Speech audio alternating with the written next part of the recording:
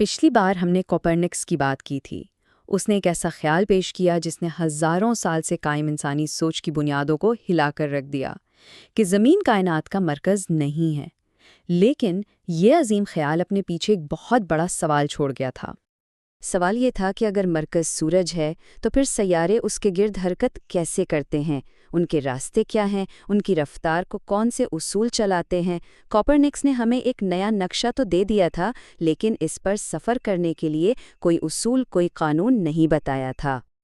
دیکھیے، ایک خیال زمین کو اس کے ہزاروں سال پرانے تخت سے ہٹا تو سکتا ہے، لیکن سیاروں کو ان کے مدار میں چلانے کے لیے صرف ایک قانون کی ضرورت ہوتی ہے، اور اسی قانون کی تلاش نے یوہانس کیپلر کو تاریخ کے سٹیج پر لا کھڑا کیا۔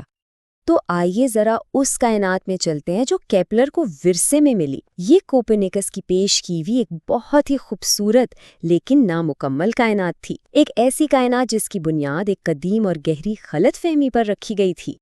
کوپرنکس نے یہ ہمت تو کی کہ زمین کو مرکز سے ہٹا دیا، لیکن وہ خود کو ایک قدیم یونانی تصور سے آزاد نہیں کر پایا۔ وہ تصور یہ تھا کہ آسمانی اجسام کی حرکت کامل یعنی پرفیکٹ ہوتی ہے، اور ریاضی میں سب سے کامل شکل ہے دائرہ۔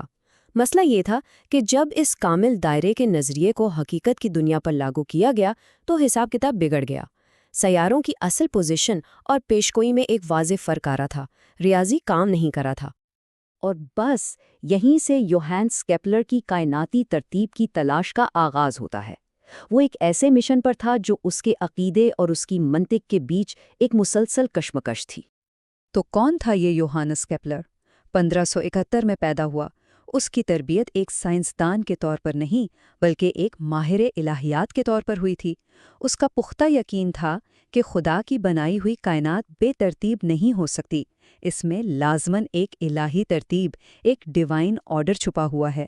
لیکن وہ اس ترتیب کو صرف عقیدے کی بنیاد پر نہیں بلکہ ریاضی کی ٹھوس غیر متزلزل زبان سے ثابت کرنا چاہتا تھا۔ اصل میں کیپلر کے اندر ایک گہری کشمکش چل رہی تھی۔ ایک طرف اس کا مذہبی اور فلسفیانہ یقین تھا کہ کائنات کو خوبصورت، ہم آہنگ اور جیومیٹری کے لحاظ سے پرفیکٹ ہونا چاہیے، اور دوسری طرف ریاضیاتی سچائی کے لیے اس کی غیر معمولی ایمانداری تھی، ایک ایسی ایمانداری جو کسی بھی قسم کے ذاتی تعصب کو رد کرتی تھی۔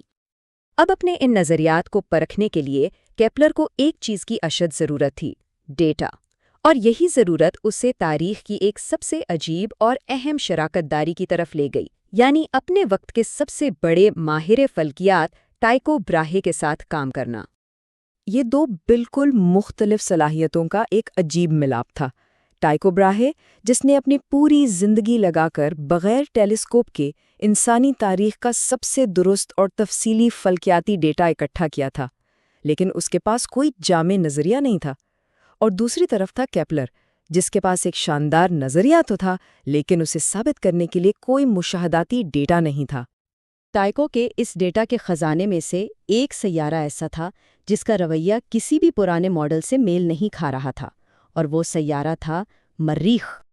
کیپلر نے سالوں لگا دیے ٹائکو کے مریخ کے ڈیٹا کو ایک پرفیکٹ سرکل یعنی کامل دائرے کے مدار میں فٹ کرنے کی کوشش کرتا رہا۔ اس نے اپنا ہر ریاضیاتی ہنر آزما لیا، ہر ممکنہ حساب لگایا، لیکن ڈیٹا اور نظریے میں ایک چھوٹا سا مگر مسلسل فرق باقی رہا۔ یہ کوشش ناکام ہو گئی۔ اس نے سوچا شاید میرے حساب میں کوئی غلطی ہے۔ اس نے نئے سرے سے سب کچھ شروع کیا، ہفتوں مہینوں تک، لیکن ٹائکو کا بے رحم ڈیٹا ہر بار اس کے خوبصورت نظریے کو مسترد کرتا رہا۔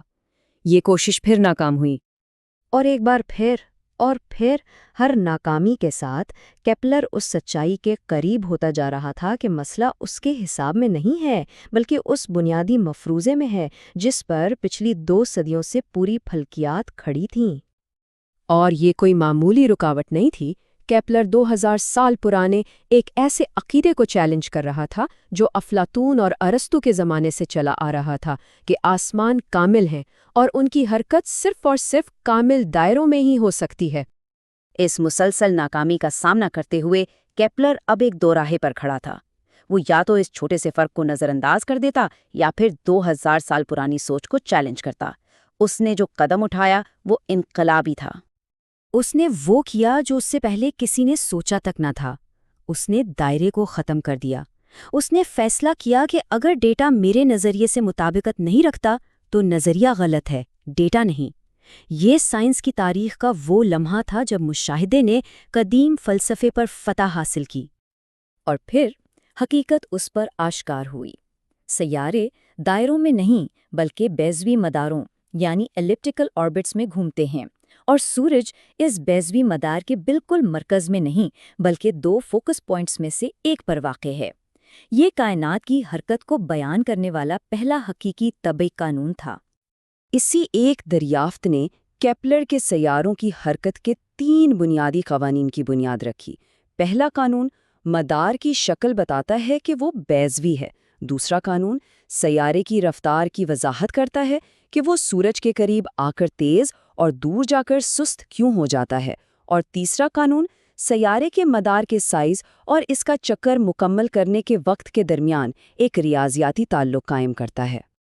اور اہم نقطہ یہ ہے کہ یہی وہ لمحہ تھا جب فلکیات یعنی ایسٹرونومی محض چیزوں کو دیکھنے کے علم سے نکل کر فزکس بن گئی۔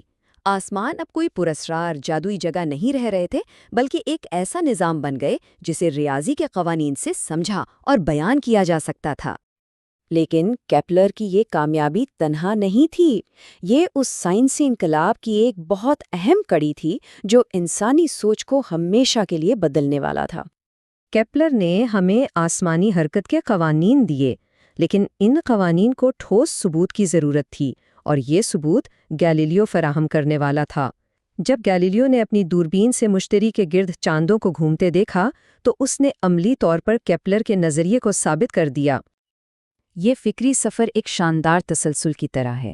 کوپرنکس نے کائنات کا مرکز بدلا، کیپلر نے اس کی حرکت کے اصول لکھے، گیلیلیو نے ان اصولوں کا ثبوت دکھایا، اور آخر میں نیوٹن نے ان تمام قوانین کو کشش ثقل کے ایک واحد جامع قانون میں متحد کر دیا۔ تو کیپلر کی میراث صرف 3 قوانین نہیں ہیں، اس کی اصل میراث یہ اصول ہے کہ سچائی، چاہے وہ کتنی ہی غیر آرام دہ کیوں نہ ہو، خوبصورت مفروضوں سے ہمیشہ زیادہ قیمتی ہوتی ہے۔ لیکن ذرا سوچیں، کیا ہوتا ہے جب سچائی کو تلاش کرنے کا یہ نیا طریقہ ایک ایسے آلے سے لیس ہو جائے جو انسانی آنکھ سے کہیں زیادہ دور تک دیکھ سکتا ہے؟ اگلی بار ہم اس شخص کی کہانی جانیں گے جس نے پہلی بار آسمان کی طرف دوربین کا رخ کیا اور کائنات کے بارے میں ہمارے تصور کو ہمیشہ کے لیے بدل کر رکھ دیا۔